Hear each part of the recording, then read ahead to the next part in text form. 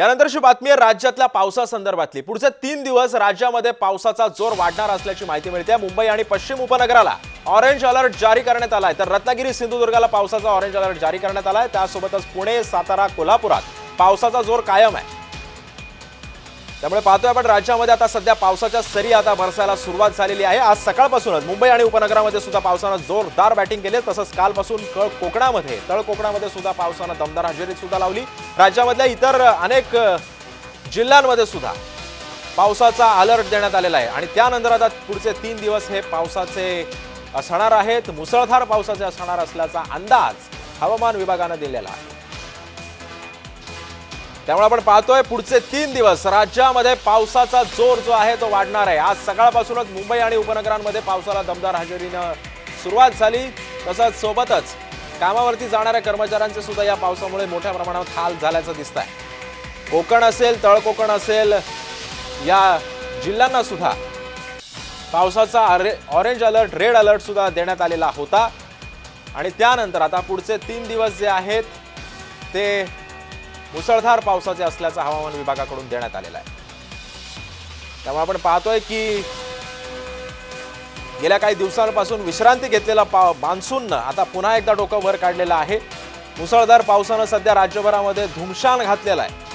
कोकण, रत्नागिरी, त्याच्यासोबतच कोकण, पश्चिम महाराष्ट्र, मराठवाडा, विदर्भ यामध्ये सुद्धा मुसळधार पावसाची शक्यता आता वर्तवली जाते। राज्यामध्ये पुढचे 3 दिवस हे मुसळधार पावसाचे असणार आहेत।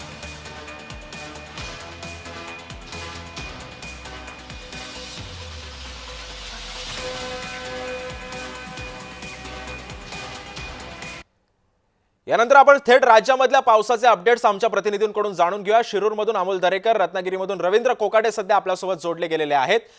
मी सर्वप्रथम शिरूरमध्ये जाईल। अमोल दरेकर सध्या माझ्यासोबत आहे। अमोल, सध्याची शिरूरमधली पावसाची परिस्थिती काय?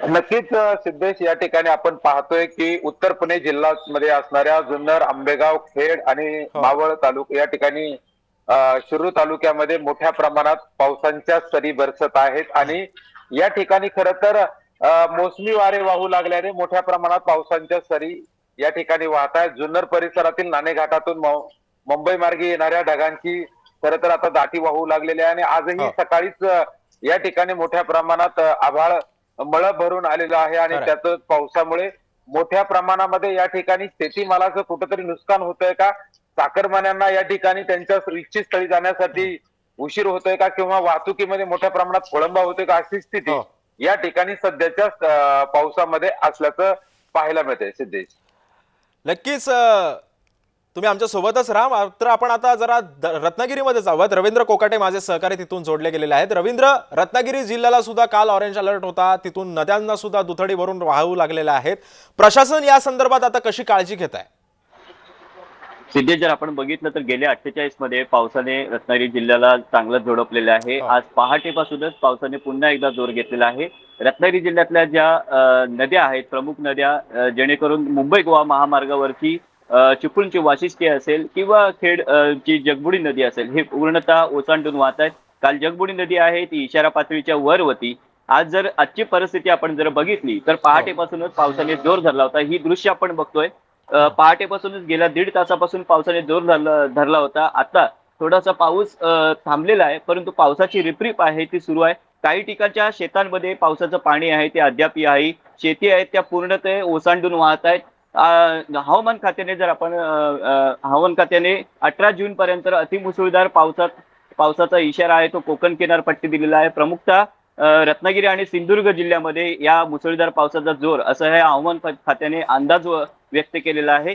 तिथे जर आपण बघितलं तर रत्नागिरी जिल्ह्यामधले गुहागर असेल, दापोली असेल, खेड असेल, चिपळूण या ठिकाणी पावसाचा जोर आहे तो अजूनही कायम आहे। सिद्धेश,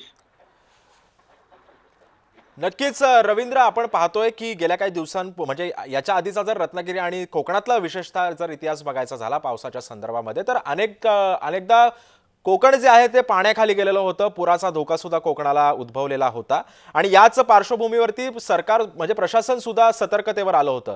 या संदर्भातली पुढची पावलं काय? जर पूर परिस्थिती जर निर्माण झाली तर प्रशासन या संदर्भामध्ये पुढची पावलं कशी उचलणार आहे? काय अधिकचे अपडेट्स आहे? सिद्धेश, जर आपण बघितलं तर गेल्या काही वर्षांचा प्रशासनानं जे आढावा घेतला होता, 2 महिन्यापूर्वीच आढावा बैठक लावली होती मान्सूनपूर्व. या बैठकीत या चिपळूणला आलेला पूर असेल किंवा राजापूर असेल, लांजा असेल, या प्रमुख तालुक्यातून शहरातून ज्या वाहणाऱ्या नद्या आहेत, खेड एक असेल, जगबुडी नदी, या इथे प्रशासन आहे ते ऍक्शन मोडवरती आहे. चिपळूणचे प्रांताधिकारी आकाश लिगाडे असतील, यांनी 2 तालुक्याची ग्वागर आणि चिपळूण सर्वात जास्त पाऊस पडतो यांची 2 महिन्यापूर्वी मान्सून पूर्व आढावा बैठक लावली होती. त्या पद्धतीने ऍक्शन मोडवरती आता सध्या प्रशासन आहे. चिपळूणमध्ये एनडीआरएफची टीम आहे ती दाखल झालेली आहे. परंतु 2 महिन्यापूर्वी आढावा बैठक घेतल्यामुळे सध्या चिपळूणमध्ये जी वैशिष्ट्य आहे याला उपाययोजना आहेत त्या प्रशासनाने केल्या होत्या. आता सध्याची परिस्थिती बघितली तर गेल्या आठवड्याभरात पावसाने जोर धरला होता, मात्र वाशिष्ठीला पूर आलेला नाहीये, नदी बाहेर पाणी आलेलं नाहीये. तीच परिस्थिती जगबुडी नदीची आहे. तिथलं सुद्धा प्रशासन आहे ते अलर्ट मोडवरती आहे. पण सध्याची जर परिस्थिती बघितली तर गेल्या काही वर्षामध्ये पूरस्थिती होती ती आता तरी सध्या दिसत नाहीये. मात्र या पावसाचा फटका आहे ते परशुराम घाटाला बसतोय. गेली अनेक वर्षे मुंबई गोवा महामार्गाचं जे काम आहे ते रखडलेलं होतं आणि त्यातला प्रमुख घाट होता परशुराम घाट. या परशुराम घाटाची बिकट अवस्था झालेली आहे. तिथनं प्रवाशांचा जो प्रवास आहे तो जीव मुठीत घेऊन करावा लागतोय. सिद्धेश, खरंय. रवींद्र, तुम्ही सोबतच राहा. आपण आता रत्नागिरीनंतर सिंधुदुर्गात जाऊया. तिथून आमचे प्रतिनिधी सुरेश कोलगेकर आपल्या सोबत आहे. सुरेश, सध्या सिंधुदुर्गातल्या पावसाची परिस्थिती कशी आहे?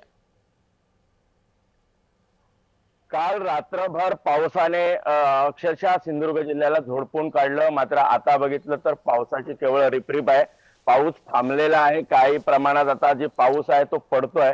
मात्र एकंदर पाहिलं तर सर्वाधिक फटका आहे तो देवगड असेल, वेंगुर्ला असेल किंवा वैभववाडी असेल, या तालुक्यांना मोठ्या प्रमाणात बसलेला आहे. काही घरांची आहे ती पडझड झाली आहे. त्यामुळे मोठ्या प्रमाणात जे नुकसान आहे ते झालेलं आहे. हवामान विभागाने पुढील 48 तासात पाऊस पडेल असा अंदाज व्यक्त केला आहे आणि एकंदर 18 तारीख पर्यंत हा अलर्ट आहे तो जारी केलेला आहे. मच्छीमारांनी समुद्रात जाऊ नये असा इशाराही दिलेला आहे, कारण समुद्र खवळलेला आहे. त्यामुळे 40 ते 50 किलोमीटर वेगाने वारे वाहतील अशाही सूचना दिलेल्या आहेत. एकंदर पाहिलं तर सिंधुदुर्ग जिल्ह्यात मात्र प्रशासन आहे ते कुठेतरी अलर्ट मोडवर आलेलं आहे. ज्या नद्या आहेत त्या मात्र धोक्याच्या पातळीच्या खालून वाहत आहेत. मात्र जी तिलारी बांधा वगैरे हा जो परिसर आहे इथे मात्र मोठ्या प्रमाणात पावसाचा जो फटका आहे तो बसलेला दिसतोय. मात्र ज्या पावसाचं पाणी आहे ते शेतामध्ये आल्यामुळे बळीराजाला मात्र कुठेतरी शेती करताना अडचणी होताना दिसत आहेत. सिद्धेश, नक्कीच. सुरेश, तुम्ही सुद्धा आमच्या सोबत राहा. आता आपण थेट मुंबईमध्ये जाऊया. तिथून आमचे प्रतिनिधी महेंद्र जोईल सध्या आपल्या सोबत आहे. महेंद्र, आता मुंबईमध्ये पाऊस थांबलाय की अजून पाऊस सुरूच आहे? काय अधिकचे अपडेट्स आहेत मुंबईतल्या पावसासंदर्भातले? नक्कीच सिद्धेश, मुंबईत पाऊस थांबला नाहीये. रात्रीपासूनच इथे मुंबईत पावसाची जोरदार कमबॅक केलं होतं. त्यानंतर आता आपण पाहिलं तर पावसाला जोर आहे. आता सध्या दादर परिसरात पावसाला सुरुवात झाली आहे. मात्र हाच पाऊस जर असा पडला तर जे ते मुंबईकरांना जे येतं याचा त्रास सहन करावा लागणार आहे, कारण मुंबईतील सखल भाग आहेत त्या ठिकाणी पाणी साचण्याचं इथे सकाळपासूनच सुरुवात झालं होतं. रात्री जो पाऊस पडता त्यामुळे पाण्याचा निचरा होत होता. मात्र आता जर असाच पाऊस जर राहिला तर मात्र ते मुंबई समुद्राला जे ते भरती आहे त्या भरतीनंतर जर पावसाचं पाणी आहे ते मुंबईत जमण्यास सुरुवात होतं. त्यामुळे मुंबईकरांना याचा जे ते त्रास सहन करावा लागणार आहे. सध्या मी पावसाला खूप जोरदार सुरुवात झाली. सध्या मी समुद्र ठिकाणी आहे दादर इथे. तुम्ही पाहू शकता माझ्या मागे की समुद्राला जे ती भरती आहे त्याचबरोबर पावसाचा जोरही वाढलेला पाहायला मिळतोय. सिद्धेश, नक्कीच महेंद्र, तुमच्या कॅमेरा म्हणजे तुमच्या माईकमधून सुद्धा पावसाचा आवाज आमच्यापर्यंत पोहोचतोय. त्यामुळे आपण पाहू शकतो की कशा पद्धतीने मुंबईमध्ये सध्या मुसळधार पाऊस बरसतोय. आमचे 4 प्रतिनिधी आपल्यापर्यंत राज्यातल्या पावसाचे अपडेट्स देत होते. सिंधुदुर्गातून सुरेश कोलगेकर, शिरूरमधून अमोल दरेकर आणि रत्नागिरीमधून रवींद्र कोकाटे आणि मुंबईमधून महेंद्र जोईल आपल्यासोबत होते. धन्यवाद तुमच्या चौघांचे सुद्धा. तुम्ही सुद्धा वार्तांकन करताना काळजी घेण्याचं आवाहन मी तुम्हाला आपल्या चॅनलतर्फे करतोय.